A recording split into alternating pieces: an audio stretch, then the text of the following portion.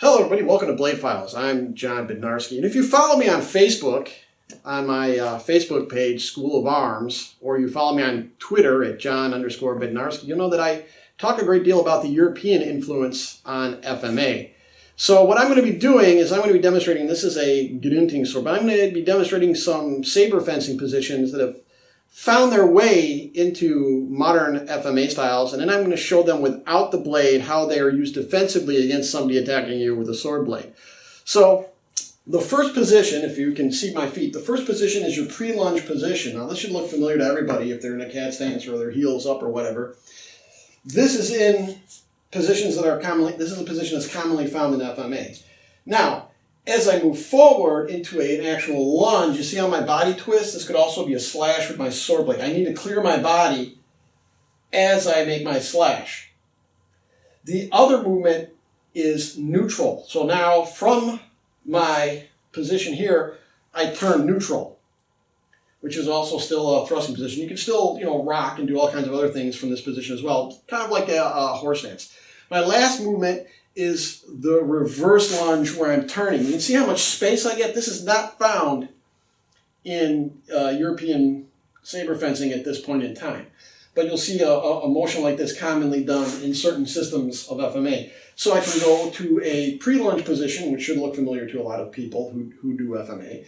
I can go into a lunge and an attack. I can go neutral, and I can rock with a neutrality. And if you saw our previous video, this should look very familiar to you.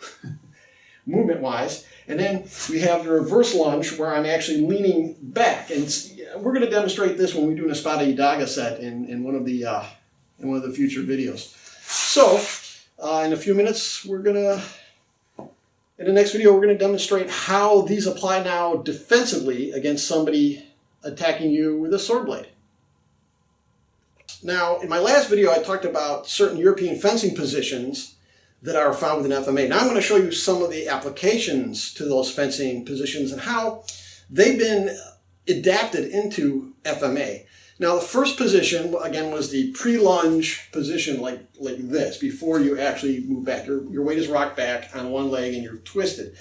Now, for everybody who does like some of the Tortal family stuff, this should look very, very familiar. If somebody thrusts at you, you turn. Oh no, I've turn, and I'm now in the pre-lunge position. Now I have my disarm, and I can work him depending on circumstance. But you see the twist involved. When he thrusts, I twist my body to avoid the strike.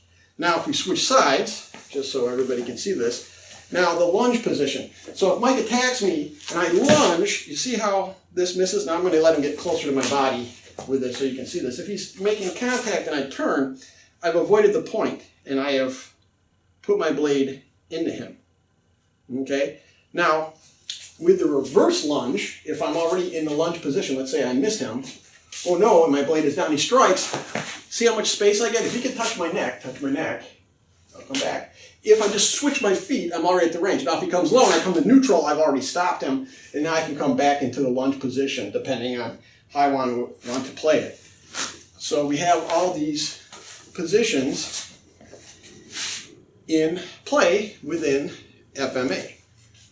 So this has been Bladefiles. Oh, and if you like what you see, please subscribe at the on the bottom button, and also follow me on Twitter at John_Bednarski, or follow me on Facebook at School of Arms. So this has been Bladefiles. Thank you very much. Faith, hope, and love, everybody.